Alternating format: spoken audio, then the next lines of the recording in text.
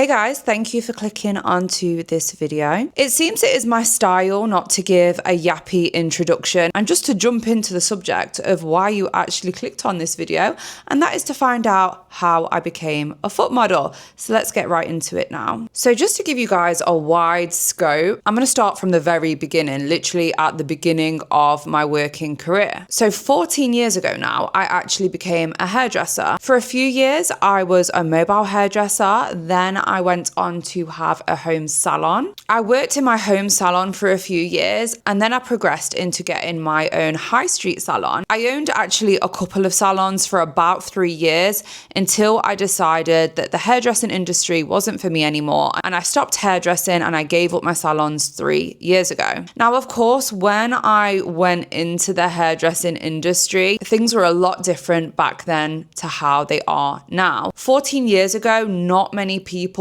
made money online. I don't think I could recall anyone that I knew that made money online. Probably a few YouTubers that I watched back then, but of course content creation is relatively pretty new. Of course, the opportunities in the online space now are a lot greater compared to 14 years ago. So of course I locked into that bricks and mortar traditional business 14 years ago, and by the time I came out of it 3 years ago, things had changed massively. I was seeing these people start to make money online, and I wanted in because my whole adult life I have loved to travel, and if I could make money on the go, this is definitely something that I wanted to do. So I actually very abruptly gave up my salons and lived off savings for a few months while I worked out what I wanted to do. And within a few months I came across network marketing. Now, I loved network marketing. It was the first career that I had that gave me that freedom. The concept of being able to earn money wherever you are in the world, of course, really appealed to me. It was the first career that I had that gave me that location freedom to work at home, at a cafe, on a beach in Thailand if I wanted to. And I honestly did love it, and it was great. I was in network marketing for just over a year, and although I did actually make record-breaking money, I did hit a certain level of income quite quickly in the space. It still actually wasn't the money that I was used to owning the salons. So probably about 6 months into my network marketing journey, I was approached by a couple of friends who were in the findom and findom space. And my friends basically pitched the idea to me as like, Hannah, this is OnlyFans money and this is OnlyFans lifestyle, but without doing explicit content, without getting naked. And although it did somewhat appeal to me, it was very different from the line of work that I was in. And at first I just said no. For 2 months, I said, no, I'm not doing it. I'm not interested. Okay, it's non-explicit OnlyFans, but at the end of the day, it is still the adult industry. It does still have that stigma attached to it. So for 2 months, I was very, very on the fence about it. I did actually basically say no to them. But after another couple of months of my income not really going up in network marketing and just seeing them make money relatively quite easily, in the end, I did just say, okay, let's give it a go. And even though I completely half-arsed it, I probably didn't even half-arse it. I like 10% arsed it. It did actually bring some money through, not a crazy amount of money, but a few $100s a month. I wasn't taking it too seriously, but of course I did have that proof of concept. You know, I didn't work a lot and some money came through. Now, I didn't actually really start taking findom seriously until my network marketing business went left. That's a whole other story. But I got into a position where I did not know where my money was coming from next month, and I already had this thing that was running in the background that was making some money. So I thought, right, let's just focus on this. And then I had a couple of months where I made like $2,000-$3,000, and then my third month of taking this a bit more seriously, I made like $7,000 in 1 month. And then I guess the rest was history from that point. As soon as I saw that it was actually quite easy to make money in this field, I thought, okay, well, what if I, stopped half-arsing it and started full-arsing it? Then of course I'll be hitting those 5-figure months in no time. And it literally only took me a couple more months and then I started hitting 5-figure months. So money aside, because I do already have a video where I talk about the financials of my first year in findom, but I actually want to talk now about how my content styles have changed over time. Because when I first started doing findom, it was just findom and fendom. I now am very much known for my feet. Like 95% of my content that's out there does literally have my feet in. So I'll talk about now how my content style has pivoted over time. So while I've been in this fendom space, I've had two different mentors. My first mentor was one of my friends that was the first ever person that got me into this, that introduced me into this industry. She was very heavy on the more hardcore style of being a dominatrix. So within her style of content, she was in her underwear a lot of the time or wearing like latex dresses a lot of the time. And because she was my first mentor and I was comfortable with my body and I was comfortable posting photos in bikini and a bit of lingerie here and there, I learned from her. So I just kind of duplicated what she was doing because it was working for her. So I just felt like, oh, I need to do this to make money in this niche because I understand that I'm non-explicit, non-nudity. So I do need to do a little bit more in terms of outfits and certain kinks that a lot of dominatrixes lean into. So when I first started, I did market and position myself as that kind of dom. But as time actually went on and I got more familiar with the niche, I realized that I didn't have to do this style of content or have this style of persona because the niche is actually a lot broader than this. So I'd say about 8 months into my fandom journey, I met my new mentor and she leaned more into the findom side of things. And she also taught me that, you know, Hannah, you're kind of doing too much. You don't need to be wearing these latex outfits and underwear and bikinis and bearing too much if you don't really want to bear too much. You know, you actually don't have to in this niche. So that was just like music to my ears. And then I just got introduced into this whole new world of findom and fendom where you can portray yourself as more of a luxury lifestyle dom and you can wear like more normal clothes. And a lot of subs are actually very into this. A lot of my content that I produce now is literally what I'm wearing now, or maybe, you know,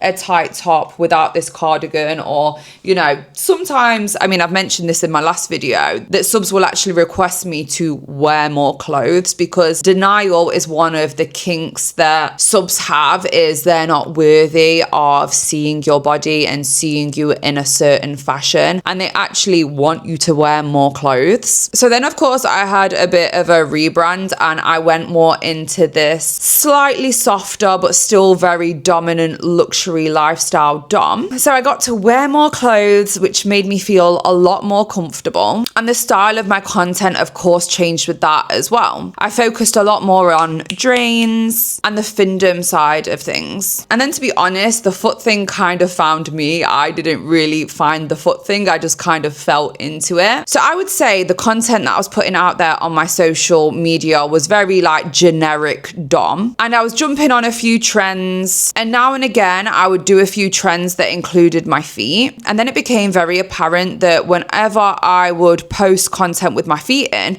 that would do so much better for the views and for the traction than all my other content. So of course I just started leaning into that and I just started posting more and more foot content to the point now that literally all the content that I put out there has my feet in. If I post content that doesn't have my feet in, it just does nowhere near as good as my foot content. So it's actually very rare now that I will post content with my feet in. So like I say, that sub niche of feet kind of found me. I didn't so much find it, but of course I'm so comfortable and it's very within my boundaries to put foot content out there. So obviously you just want to go for what works, and more importantly than anything is you have to do what's comfortable for you and what is within your boundaries. I am going to do a whole different video on boundaries, which will be my most important video yet. So that will come out in a couple of weeks. Make sure you watch that one because like I say, that will be my most important video thus far. So the main purpose of this video is just to share with you guys my story and how my content style has pivoted over time. I can only share with you guys my story and how I've made money from this niche. But over time, from you entering this industry to progressing through it, you may use me as a blueprint. Okay, Hannah does this style of content. It works for her. Let's duplicate, but change things slightly, make it my own. And then over over time, you may just naturally pivot into something else. You might think, okay, Hannah's making a lot of money from her feet, and then you might go into doing something very similar, but then actually it's your talking head videos that really sets you apart from other DOMs out there, and that just becomes your thing and your thing that you're known for and your brand. Honestly, guys, this is just like any other business, and I know there might be people out there that say like this isn't a real business and stuff like that, but honestly, you actually have to approach this like any other business. It's all about branding, building a personal branding for yourself, marketing effectively. People will say this isn't a real business, but no, it's just because they don't like what you do. But it very much is a real business. When I made 60 grand in January, when that money hit my bank, that was very real. Very respectfully, I have some friends that have, you know, quote unquote real businesses, and they earn less money than me that month. I mean that so respectfully, but obviously people mean it so disrespectfully to us when they want to try and tell us that this isn't a real business. It very much is. Just because people don't like it doesn't mean it's not a real business. Anyway, so that's the story on how I found my lane and how I combined findom and feet together. Of course, I do talk about findom a lot on this channel as well. I would basically break it down to you like this. Findom is the main niche here. I would say that findom falls into a sub niche of findom because typically most of the time it is a woman that these submissives love to be drained by and serve a financial dominatrix. And of course, most of the time they are female. So it does fall into the findom niche. So the main mothership I would say is findom. And then we have all these sub niches below. A big one that I lean into is findom. And then of course my main one, my biggest money maker is feet. And I basically combine the humiliation aspect of findom with feet. Again, it's like a pick and mix when you're choosing your dom persona because there's so many sub niches within this niche of findom that you can pick. For instance, if you didn't so much want to go down the foot route, you could focus more on findom alone. Or if you were really into it, you could lean more into what my first mentor was all about, and that was the more hardcore dominatrix style. If you are somebody that wants to enter into this industry, of course, have a bit of a plan, have direction, of course, set your boundaries, most important, but then it's all about finding your own lane. And over time, you might find that, or it might find you. And as long as you're comfortable, confident, and it's within your boundaries and it pays you well, of course, that will just be your perfect lane. So I have actually come across some girls in my time of coaching other women how to get involved in this industry that actually find it really difficult to be mean. So in that circumstance, you can go into this and just be very foot focused and maybe be more of a softer dom and make it more about your feet. Of course, there's so many different ways that you can set your dom persona. So if you did want to be a little bit softer, you can absolutely do that within the niche. And my course does cater to that. But of course, my course is very much based around my journey and different sub niches that I've come across since being in this niche, in this industry. Honestly, you can make it what you want. And this is an industry that's growing year on year on year. And this industry did used to be a lot about nudity and explicit content. Even girls who aren't doms, who aren't dominatrixes, and their persona is more GFE and girl next door, they're still making a lot of money from non-explicit and non-nude content. It is just all about how you market yourself and how you put yourself out there. I know this subject always confuses people because corn is free. Corn is free and there is so much of it out there. What these subs are actually paying for is the interaction, not just what they're visually seeing. So it is actually an ever-growing space. And if you wanted, you know, that OF lifestyle and that OF money, but without actually having to show anything, this is where you can enter into the industry through this niche that's literally just rapidly growing year on year. So that is enough from me in this video. I hope you've enjoyed. Apologies about the inconsistency with getting my videos uploaded. I actually had a wisdom tooth out 2 weeks ago today, and I literally thought I would be in pain for probably a couple of days, and it's literally been a couple of weeks. I'm still in pain now, but I'm just forcing myself to get back to normal because it has been so horrible. But I'm feeling a lot better now, and hopefully I won't have any more interruptions in the flow of uploading these YouTube videos, because I am really pushing for 1 upload a week, maybe even 2. So a lot more to come from me, so it's definitely worth hitting the subscribe button, and I will see you guys very soon for my next video. Bye for now. Thank you guys.